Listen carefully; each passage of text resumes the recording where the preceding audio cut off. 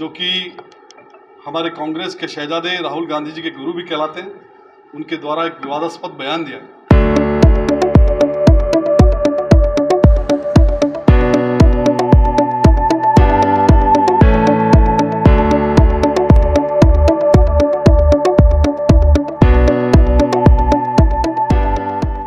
आगे बढ़ रहे हैं हमारे लोकसभा चुनाव के चरण जिस प्रकार से आगे बढ़ते आ रहे हैं, कांग्रेस की हताशा और उनके नेताओं के जो विवादास्पद बयान है वो लगातार हम सबके सामने आ रहे हैं। ये कोई नई बात नहीं है, इतिहास इस बात का गवाह रहा है कि कांग्रेस ने इस देश के आज़ादी के समय से और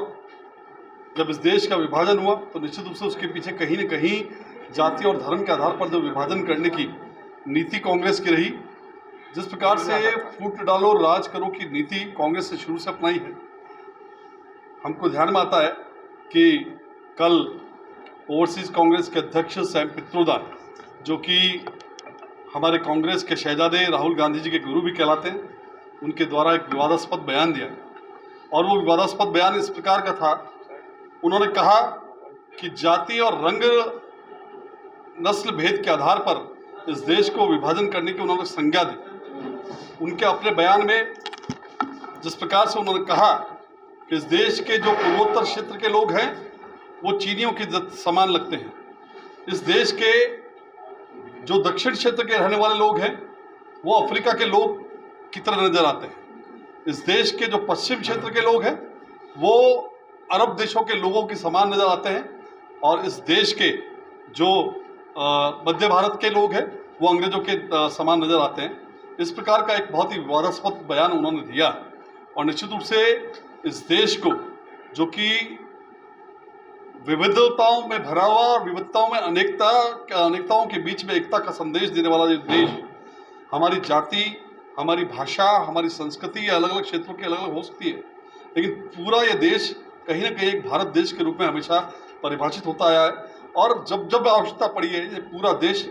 एक नज़र आया है, चाहे वो आज़ादी के स्वतंत्रता संग्राम का समय हो या देश में जब भी आपदा पड़ी हो, ये देश पूरा एक नज़र आया है।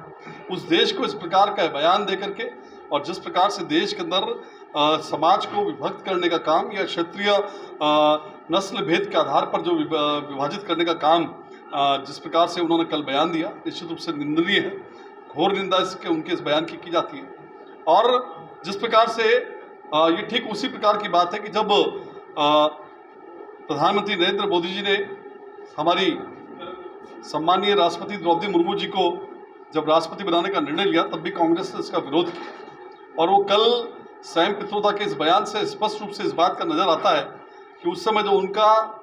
विरोध करने का जो कारण है, कहीं न कहीं जो उन्होंने कल बयान दिया कि रंग नस्ल भेद के आधार पर, इसका मतलब हम ये माने कि द्रौपदी मुर्मू भी अफ्रीकन लगती है, लेकिन निश्चित रूप से इस पूरे बयान के पीछे कहीं न कहीं एक बड़ी साजिश नज़र आती है। और कांग्रेस के इन नेताओं द्वारा पूर्व के अंदर भी जिस प्रकार की विवादास्पद बयान दिए गए, या कहीं न कहीं जब ये बात करते हैं कि इस देश के अंदर जातिगत गणना की बात की जाती है, तो निश्चित रूप से लगता है कि जिस प्रकार से पूरा देश आज धर्म संस्कृति के नाम पर और अपने राष्ट्रीयता के नाम पर जब एक हो रहा है, तो उसे किस प्रकार से विभाजित किया जाए, उसमें किस प्रकार से फूट डाली जाए, इसका प्रयास लगातार कांग्रेस कर रही है। और चूंकि इस आम चुनाव के अंदर जैसे जैसे आम चुनाव आगे बढ़ रहा है, स्पष्ट रूप से उनकी हताशा इस प्रकार के बयानों में नजर आती है कि उनके हार का अंदेशा बिल्कुल उनको स्पष्ट नजर आता है। और इस प्रकार के बयान दे करके वे इस पूरे देश के अंदर कहीं न कहीं एक शांति या संतोष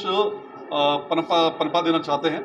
तो निश्चित रूप से उनका जो सैम पित्रोदा का कल ये बयान दिया गया है, इसकी भारतीय जनता पार्टी घोर निंदा करती है। और इस प्रकार के नेताओं पर निश्चित रूप से कांग्रेस को भी जिस प्रकार से उन्होंने कल कदम उठाया है, लेकिन मुझे लगता है कि इस प्रकार के जो भी बयान देने वाले पूर्ववर्ती जो कांग्रेस के नेता हैं, उन पर भी कहीं न कहीं कांग्रेस पार्टी को इस प्रकार की सख्त कार्रवाई करनी चाहिए। जो देश को विभाजित करने की बात करते हैं, जो समाज को विभाजित करने की बात करते हैं, निश्चित रूप से उनका एक जो बयान है बड़ा निंदनीय बयान। क्या बयान था? और सैम पित्रोदा ने कल पॉडकास्ट के अपने इंटरव्यू के अंदर कहा कि इस देश के अंदर जो हमारे पूर्वोत्तर क्षेत्र के लोग जो रहने वाले हैं वो चाइना के लोगों की तरह दिखते हैं, जो दक्षिण भारत के लोग हैं वो अफ्रीका के लोगों के समान दिखते हैं, जो पश्चिमी